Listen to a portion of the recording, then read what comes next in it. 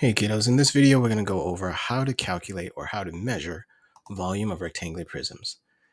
We have the following. Think about a question that said Paul thinks that you can use the formula length times width times height, which is the same thing as base times width times height, to find the volume of a rectangular prism, even if the side lengths are not whole numbers.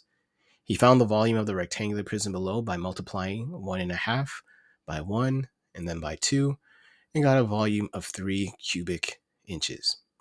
Is Paul correct? Is he correct that you can use the formula to measure the volume of a rectangular prism? Prove it by packing the prism with half-inch unit cubes. So first off, do you think Paul is correct? Well, define the volume using the unit cubes to determine the total number of cubes that can fit in the prism by finding the number of cubes that cover the bottom, which would be our base times width, which is 3 times 2, which would be equal to 6. And where did I get that 3 and the 2? Well, because we're looking to pack it with half-inch cubes, the number of half inches that would fit in 1.5 inches would be 3, and the number of half inches that would fit in 1 inch would be 2. So 3 times 2 gives us 6, and the number of half inches that would fit in 2 inches is equal to 4. So 3 times 2 times 4. So 3 times 2 is 6. 6 times 4 equals 24. So the number of half-inch cubes or unit cubes that would fit would be equal to 24. What is the mistake that Paul made? Well, for Paul was looking at just what the length, the width, or what the base, the width, and the height were. And he did not pay attention to what was the size of the unit cubes that he was looking to pack into this particular figure, which is a rectangular prism. So the formula was correct, but the mistake that Paul made, or what he didn't pay attention to, was this right here, which is that it was packing in half-inch unit cubes.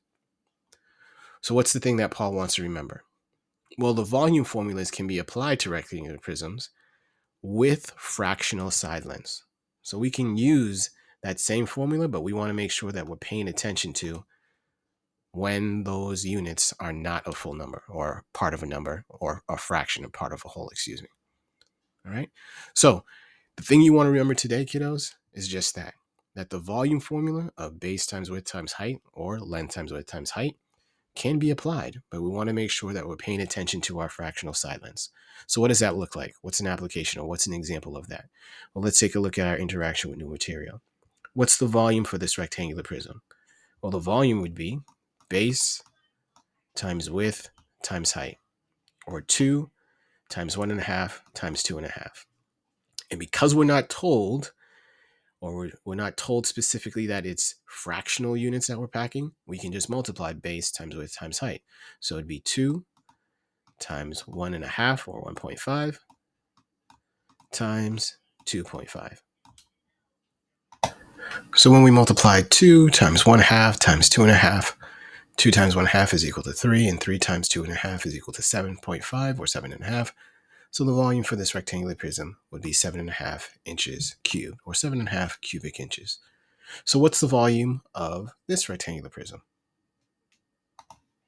Well, in this particular one, we're told that the area of the base, and we know it's the area of the base because we see the meters squared. So that means they've already found what base times width is equal to 1/4. And then that 1/4, the height of this figure, is equal to 1.5 meters. So 1.5 times 1/4. So when we multiply 1/4, if we have this as a decimal, that'd be 0.25. And so 0.25 times 1.5 is equal to 0.375 meters cubed. So what's the key point for this lesson? The key point for this lesson is, similar to what we saw before, volume is equal to base times width times height. And if we're ever given what the area is, which is just base times height, we're just going to be multiplying that, or base times width, We multiply that times the height. So this formula is still going to apply when we have rectangular prisms to find the volume for. All right, let's move on to our partner practice.